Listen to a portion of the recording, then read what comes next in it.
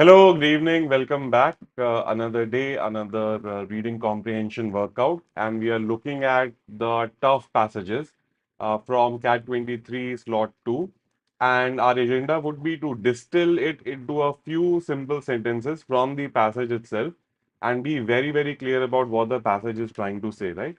So, the whole game is going to be about identifying those three, four key ideas, or not even ideas. The idea will be one idea, but these three, four sentences which completely cover the whole summary of the passage, right? So we started even in the very first video, we've been talking about finding that magic sentence. Even in the previous video, we saw that if I can find that, what the second problem in the theory is, that tells me a lot, right? It tells me that the author does not agree with the theory, and there are a couple of problems, a problem earlier that I might not have even seen, right? So keeping that in mind, and then we'll see that if we figure that out, if we fight with the passage, then it's quite doable. It might challenge the beginner level reader, but for anybody who has been practicing a lot with these skills, it should not be too much of a challenge, right? So let's dive into the passage, and I will start with a quick preview. Also, again, I'm going to go slightly faster, assuming that if we are at this point in the journey, we have already worked hard at our skills, and all of us, will be able to keep up with each other, right? Or keep up with me essentially. So, previewing is reading a few sentences from across the passage just to get the taste of the passage. So, I start reading. The positivist, anxious to stake out their claim for history. Let me make this slightly bigger, maybe, right? The positivists, anxious to stake out their claim for history as a science, contributed the weight of the influence to the cult of facts. First, ascertain the facts, said the positivists, then draw your conclusion. Okay, let me jump. What is a historical fact? What is definitely repeating so far is we're just looking at repeating words, right? What ideas are repeating over and over again? According to the common sense view, so there is a common sense view also, there are certain basic facts, again, facts, which are the same for all historians, so to speak, the backbone of history. The fact, for example, the Battle of Hastings, I know what examples do, they elaborate an idea, so I'll jump again. I'll go to the next paragraph. The second observation is that the necessity to establish these basic facts. So, definitely, facts I can see is happening a lot across the passage, right? Let me read the last sentence of the paragraph. The historian is necessarily selective. The belief in a hard core of historical facts existing objectively and independently of the interpretation of the historian is a preposterous fallacy, but one which is very hard to eradicate. Now, if I was lucky enough to read this sentence in my preview, I'm not saying necessarily you might have read this in your first reading, but say if I read this, I already knew that, okay, the passage is about facts, and here the author is saying facts are not as important as the interpretation. Now, just with this much, the passage, the central theme is already very, very clear to me. The author does not really put the facts on pedestals. The positivist and maybe some kind of historians do. So, the passage is going to be an argument, counter argument, right? That this is what they think, but this is what the author thinks, and the author disagrees with the philosophies being discussed, right? So, and this is not the first time we're looking at a argument, counter argument structure. The previous video itself was about this idea only, right? Two contradicting ideas.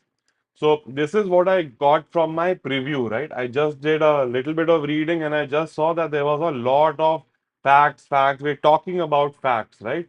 And then I read a sentence which also told me that author is not maybe necessarily a fan of facts. He's more a fan of interpretation, right? For him, the facts are not the most important thing. Now, I'm going to do a little cheat code here, and I'm assuming that you have read the passage or you will read it by yourself and you will come to the same point. But after I've done my reading, these three, four sentences should have stood out to me because this is the author's point of view. We'll do the whole passage also in a second, but let me just get that process started, right? So I was reading, like for example, I was reading facts, maybe common sense view of history, hardcore of facts, something, something. But then I read this line and it said, forgetting perhaps that the pulpy part of the fruit is more rewarding than the hard core. So let me look at the sentence again. Sir George Clark contrasted the hard core of facts in history with the surrounding pulp of disputable interpretation. So it's basically about facts and interpretation. And this Sir George Clark was saying there is a hard core of facts and the pulpy interpretation.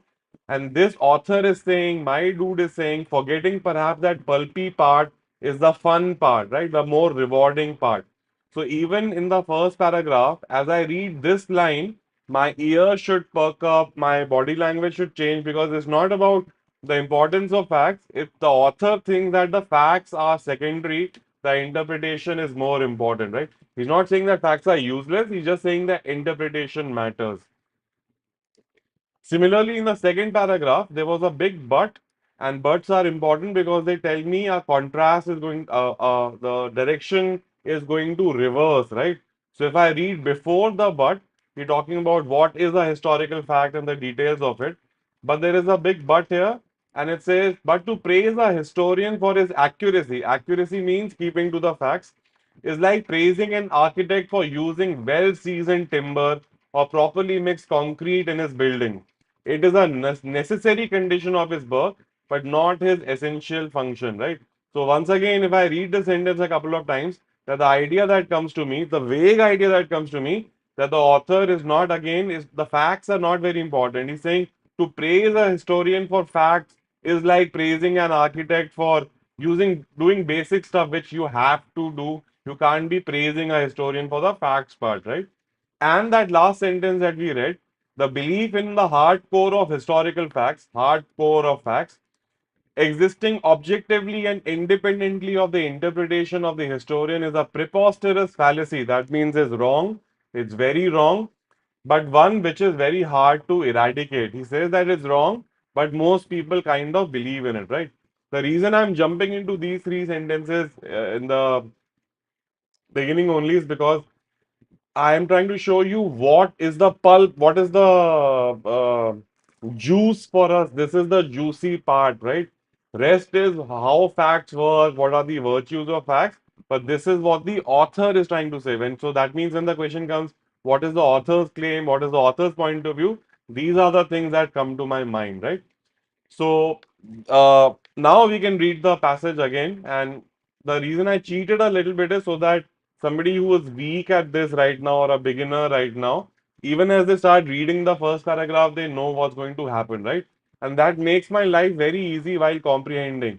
And that what is going to happen can be done from a little bit of a preview. If you got these three sentences somewhere in the reading, you are good to go, right?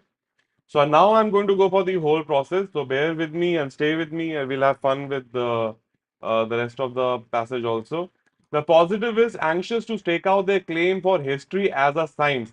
So these guys are saying history is like a science, contributed to the weight of the influence of the cult of the facts. Facts are important, right? And again, if I want to go into color coding, maybe I'll give it the color blue, right? That this is what the positivists say. First, ascertain the facts, said the, and now he's going to elaborate, right? I mean, the passage is going to elaborate. First, ascertain the facts, said the positivist, then draw your conclusions from them. This is what may be called the common sense view of history. Okay, another important term, common sense view of history. History consists of a and now we are going into that little bit of an elaboration zone, so maybe I can go slightly faster. History consists of a corpus of ascertain facts. The facts are available to the historian in documents, inscriptions, and so on. Okay, ascertain facts, facts are available. Sir George Clark contrasted the hard core of facts in history with the surrounding pulp of disputable interpretation. So if I say all of this is going to be in the blue color category, why? Uh, where did my color code go? I'll do that in a second. And this forgetting perhaps that the pulpy part of the fruit is more rewarding than the hard core is very, very important because it tells me very quickly the author's inclination, right? The author thinks or author does not agree with what has been discussed so far.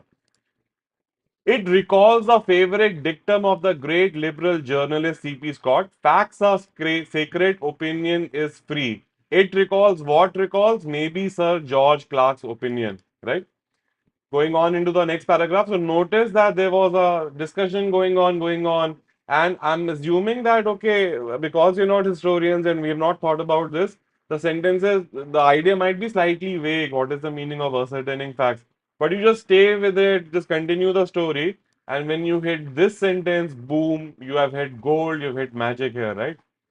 What is a historical fact? So again, we're back to what is a fact? According to the common sense view, okay, I read this common sense view of history earlier also, so maybe this is important. According to the common sense view, there are certain basic facts which are the same for all historians, and which form, so to speak, the backbone of history. The fact, for example, that the Battle of Hastings. Now, the moment I go into the Battle of Hastings, I'm assuming that everybody is by now very well trained in general and specific. So even as they were reading, they were getting the idea that this Battle of Hastings has been mentioned to elaborate the idea of what facts are. Was fought in 1066. But again, contrast in the idea. But this view calls for two observations. Remember, I saw the second observation. So, okay, two observations. So, let's see what the observations are. Let me highlight this also. Two observations. So, when a detective reads two observations, he quickly reads first and second, and then he goes into the details, right? In the first place, it is not with facts like these that the historian is primarily concerned. So, once again, I already know the author's bent of mind. He's not a big fan of facts, right? I mean, he's not a fan of facts only.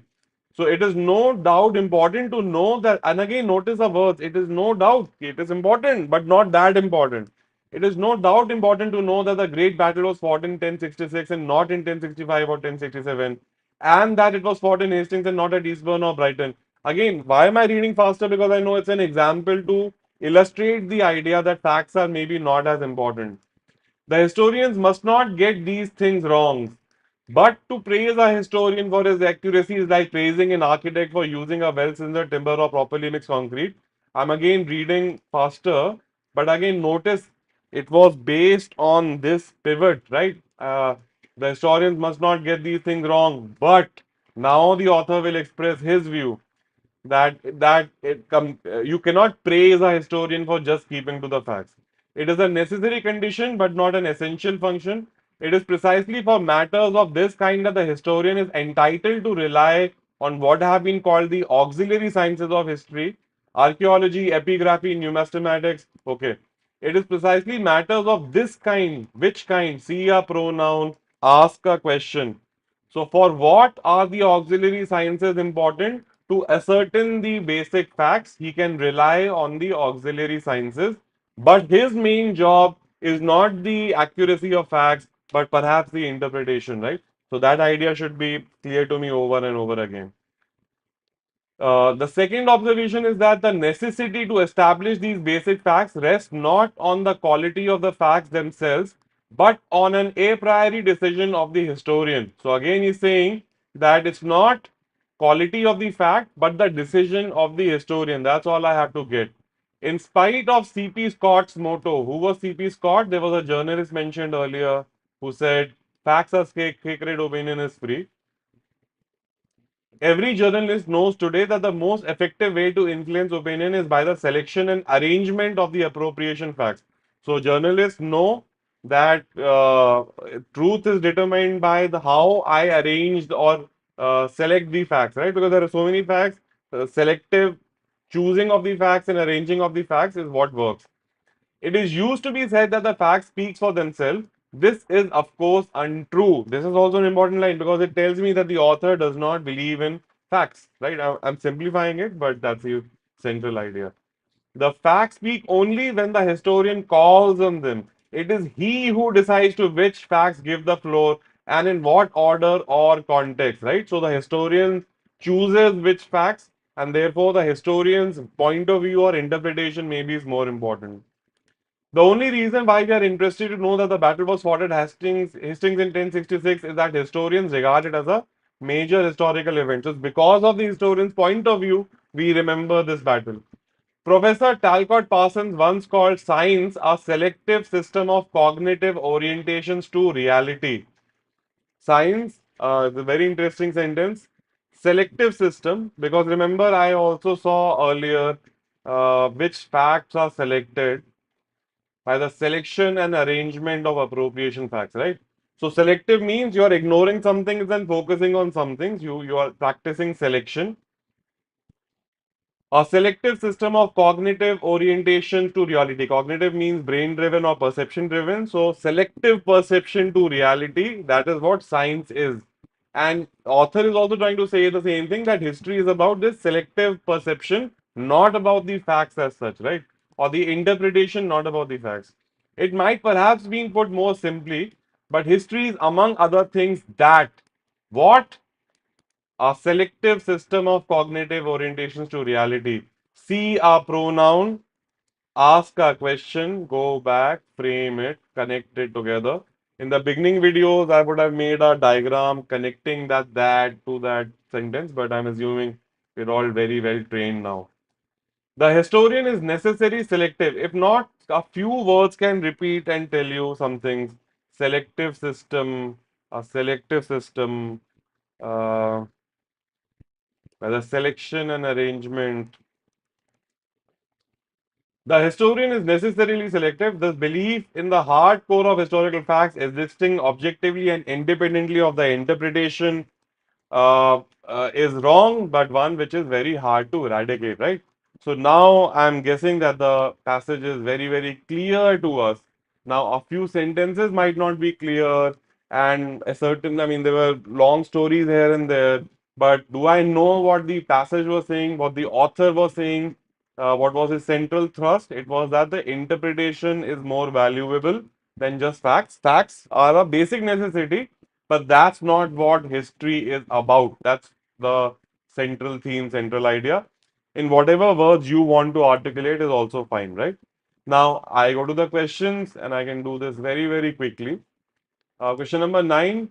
All of the following, if true, weaken the passage's claim that facts do not speak for themselves. Oh, by the way, say I was doing the preview and I read this question. So I figured out the passage's claim from just reading these questions also, that facts do not speak for themselves. The historian's interpretation is important, right? So remember, he's saying weaken this claim, uh, that facts do not speak for themselves. So let's look at and weaken the claim, except, right? That means there will be one option which will not attack that idea. Let's look at the options and evaluate. The truth value of a fact is independent of the historian who expresses it. If this is true, the truth value is independent of the historian, that means facts speak for themselves. That means facts do not speak for themselves, will be attacked by this statement. That means this will weaken the original statement. Therefore, A is not my answer. Right? You can always pause, rewind, repeat, and listen to what I'm saying till the idea is very, very clear, right? That's one of the advantages of video. D. Facts like truth can be relative. What is fact for person X may not be so for person Y. Yeah, this is saying the same thing, that facts do not speak for themselves. And because it is saying the same thing as my premise, it cannot be the option that is attacking or weakening my argument, right? So therefore, my correct answer is option B. A fact by its very nature is objective and universal. That means it is not subjective and dependent on the historian. That means it can speak for itself. That means this will weaken my argument from the question, right? Option D, the order in which a series of facts is presented does not have any bearing on the production of meaning. Again, if the order is not important, that means the fact is speaking for themselves. And I had to attack that fact. Facts do not speak for themselves. So again, option D will not work for me. Option B is the correct answer, right? Question number 10. If the author of the passage were to write a book on the Battle of Hastings along the lines of his or her own reasoning, the focus of the historical account would be on. Now, I know the author's point of view is that facts are not the main thing. The interpretation, the storytelling around it maybe is more important, right? Now, option A, deriving historical facts from the relevant documents and inscription, that would be the positivist approach to writing the history. The author definitely does not believe in this, right? Now, option B can be tricky for some people. Providing a nuanced interpretation, this was fine. By relying on auxiliary sciences, author even mentions that you should rely on auxiliary sciences to get your facts right, and that's the basic, right? But is that the thrust of his idea that you should rely on the auxiliary sciences, or is it more about the historian's interpretation, right? So interpretation, yes, but not necessarily by only relying on auxiliary sciences. Option C is much better. Exploring the socio-political and economic factors that led to the battle, not when the battle was, who fought at the battle, but what are the factors which led to the battle, which is a interpretation of the historian. Producing a detailed timeline of the various events, again, very factual. So, again, the author will not be interested in this, right? So, this could have been tricky. So, yeah, some things are tricky, some things are challenging, some things are for those people who are very good at the language. But as I'm assuming if you're good at it or if you have become good at it, you will see that this was slightly too specific and it was using an idea from the second paragraph only, which was a passing thought, which was part of the story but not the main story, right? Question number 11. According to the passage, which one of the following statements best describes the significance of archaeology for historians? Let me go back to that paragraph just to be sure. Also, because this is, if you're a beginner, this might be needed, right? That you check the question, then you go back to the passage and check your facts and then do it so that you can score accurately, right? You're not marking things.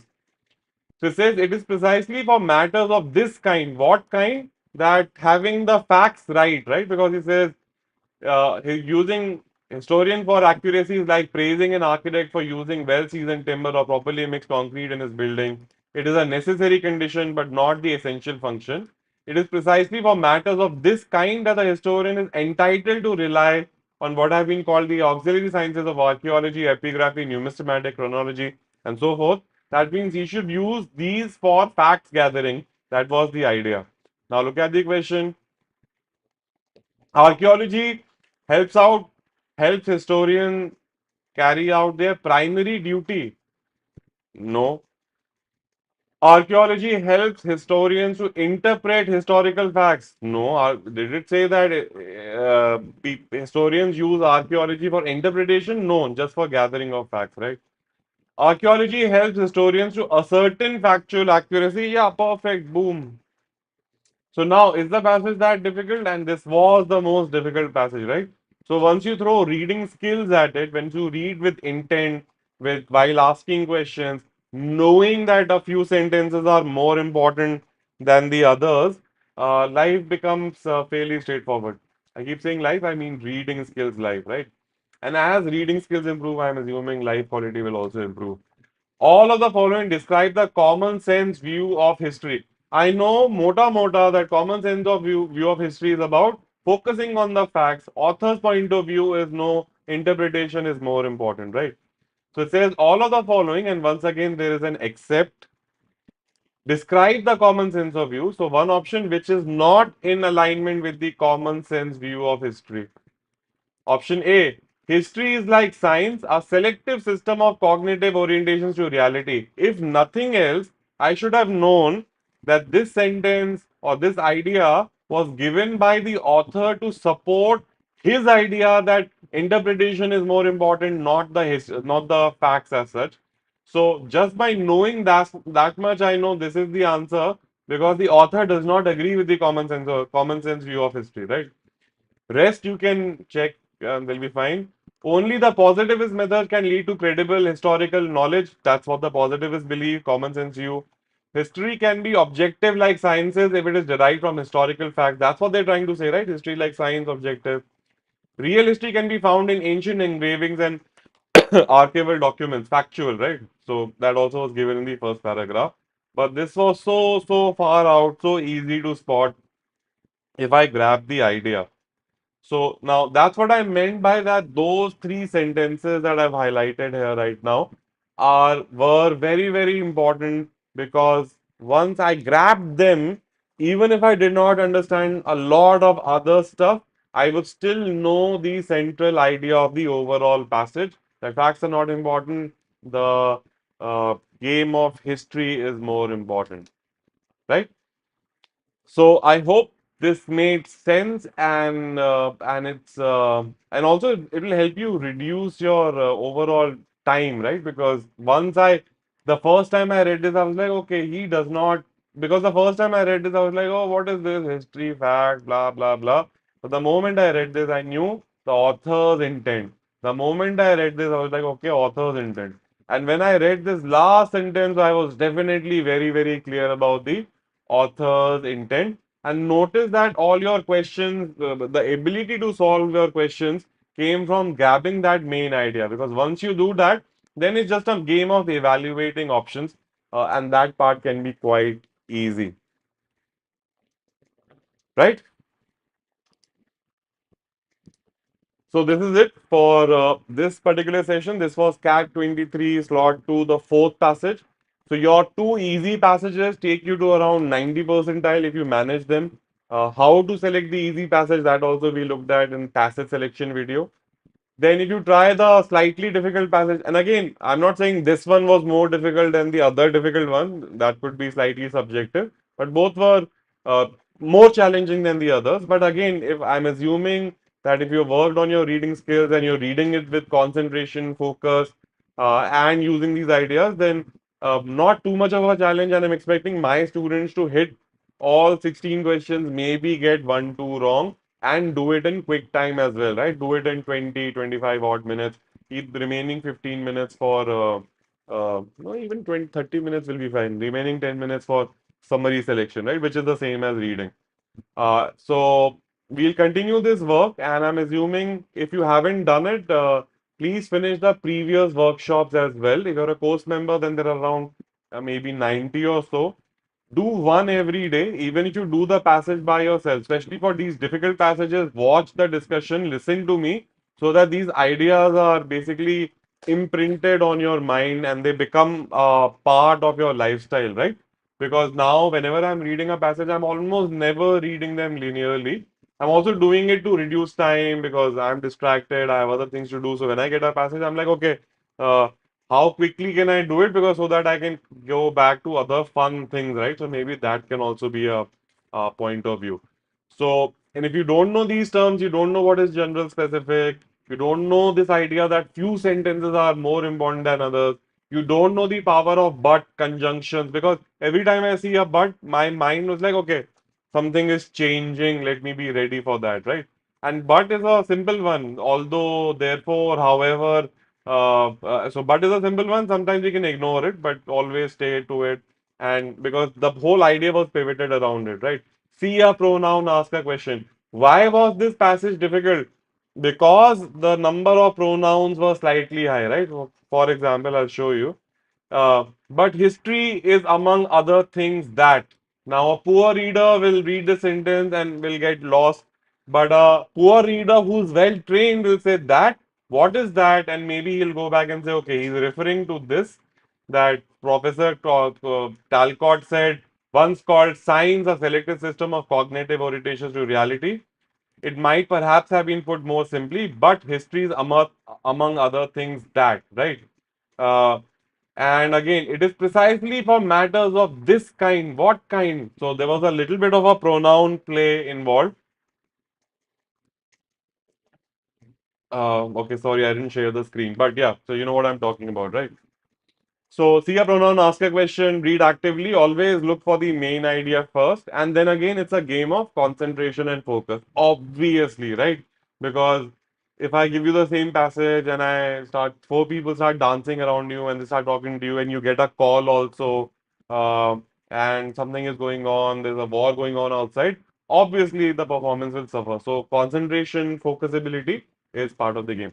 So this is it for this particular session. I will see you really soon with the next series on the slot 3. We'll play the same game all over again because that's my job. I'm also assuming that if you've done 60, 70 of these videos, you're good to go to start applying it on a daily basis, right?